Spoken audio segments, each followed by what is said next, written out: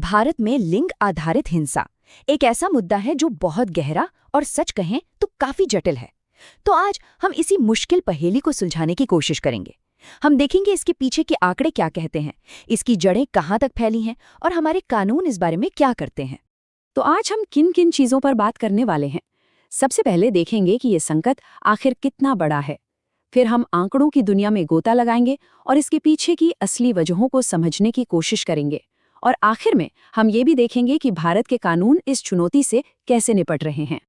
तो चलिए सबसे पहले ये समझते हैं कि आखिर ये समस्या कितनी बड़ी है, कितनी फैली हुई है। 51 ये नंबर सिर्फ एक नंबर नहीं है, ये वाकई में चौंकाने वाला है। जरा सोच कर देखिए, इसका मतलब है कि 2022 में भारत में हर घंटे महिलाओं के खिलाफ अपराध की लगभग 51 पुलिस रिपोर्ट दर्ज की गई। ये आंकड़ा अपने आप में समस्या की गहराई को बयां करता है।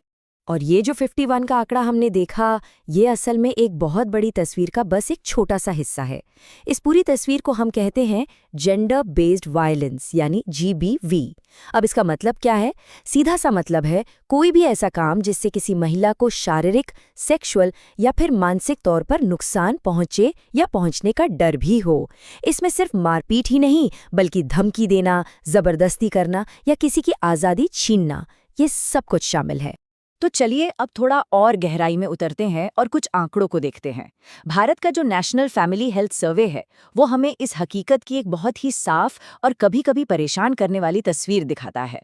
और ये डेटा एक हैरान करने वाली बात सामने लाता है कि पूरे देश में हालात एक जैसे नहीं हैं, जमीन आसमान का फर्क है। देखिए, एक तरफ कर्नाटक है जहां 43% महिलाएं शारीरिक हिंसा झेलती हैं और दूसरी तरफ है लक्षद्वीप जहां ये आंकड़ा महज 2% है। सोचिए कितना बड़ा अंतर है, जबकि देश का औसत करीब 29% है। बात सिर्फ राज्यों के बीच के फर्क की नहीं है, एक और बड़ी खाई है और वो है शहर और गांव के बीच की। आंकड़े बताते हैं कि ग्रामीण इलाकों में 31% महिलाएं शारीरिक हिंसा का सामना करने की बात कहती हैं, जबकि शहरों में ये आंकड़ा घटकर 24% पर आ जाता है। और जब हम इन आंकड़ों को शिक्षा और आर्थिक स्थिति से जोड़कर देखते हैं तो एक बहुत ही साफ पैटर्न उभर कर आता है। देखिए, जैसे जैसे किसी महिला की पढ़ाई और उसकी आर्थिक हालत बेहतर होती जाती है, हिंसा की दरें उतनी ही तेजी से नीचे आते हैं। जिन महिलाओं को पढ़ने का मौका नहीं मिला, उनमें ये दर लगभग 39% है। वहीं हायर एजुकेशन वाली महिलाओं में ये घटकर 15% से भी कम हो जाती है। इससे साफ पता चलता है कि शिक्षा और आर्थिक आज़ादी ये कितने बड़े सुरक्षा कवच हैं। तो आंकड़े तो हमने देख लिए, पर अब सबसे बड़ा और मुश्किल सवाल, आखिर ऐसा होता क्यों है? वो कौन सी गहरी जड़ें हैं, कौन से कारण हैं जो इस हिंसा को समाज में जिंदा रखे हुए हैं?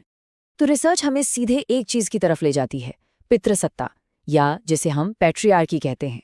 ये एक ऐसी सामाजिक सोच है, एक ऐसा सिस्टम है जहां माना जाता है कि पुरुषों के पास ज्यादा ताकत और अधिकार हैं। और जैसा कि डॉक्टर सीमा टमटा बताती हैं, इसकी जड़ें इस बहुत ही पुरानी और गलत सोच में हैं कि औरतें मर्दों से कम होती हैं। और ये सिर्फ एक सोच नहीं है। जब इसमें गरीबी, बेरोजगारी और समाज के वो पुराने नियम कायदे जुड़ जाते हैं जो महिलाओं को पीछे धकेलते हैं, तो हालात और भी खराब हो जाते हैं।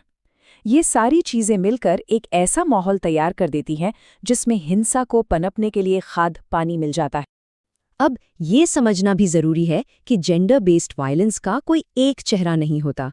ये एक अकेली चीज नहीं है, बल्कि इसके कई अलग अलग रूप हैं जो समाज में अलग अलग जगहों पर दिखाई देते हैं।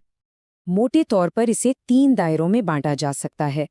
पहला है परिवार के अंदर, जहां ये घरेलू हिंसा, दहेज के लिए होने वाले अत्याचार या ऑनर क्राइम का रूप ले लेती है। दूसरा है कम्युनिटी में, यानी समाज में, जहां ये सेक्सुअल असॉल्ट, हैरेसमेंट या ट्रैफिकिंग जैसी शक्लों में सामने आती है।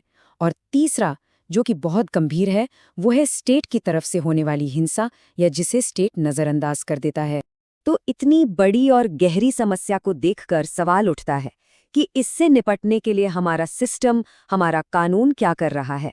चलिए अब भारत के लीगल एक्शन के इतिहास पर एक नज़र डालते हैं। इसकी शुरुआत तो हमारे संविधान से ही हो जाती है, जो बराबरी और बिना भेदभाव के जीने का हक देता है।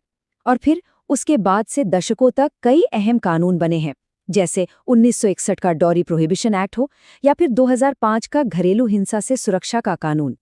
इन सब ने मिलकर इस लड़ाई के लिए एक मजबूत कानूनी ढांचा तैयार किया है। लेकिन देखिए, लड़ाई सिर्फ कानून बनाकर नहीं जीती जाती। इसीलिए कानूनों के साथ साथ कई सपोर्ट सिस्टम भी बनाए गए हैं। जैसे ऑल विमेन पुलिस स्टेशन के बारे में सुना होगा। राष्ट्रीय और राज्य महिला आयोग हैं जो शिकायतों पर काम करते हैं। इसके अलावा सरकारी हेल्पलाइन, पीड़ितों के लिए शेल्टर होम्स और पुलिस जुडिशरी के लोगों को जेंडर के मुद्दों पर ट्रेनिंग देने जैसे कई कदम उठाए गए हैं। तो ये सब कुछ हमें एक आखिरी और शायद सबसे अहम सवाल पर लाकर खड़ा कर देता है।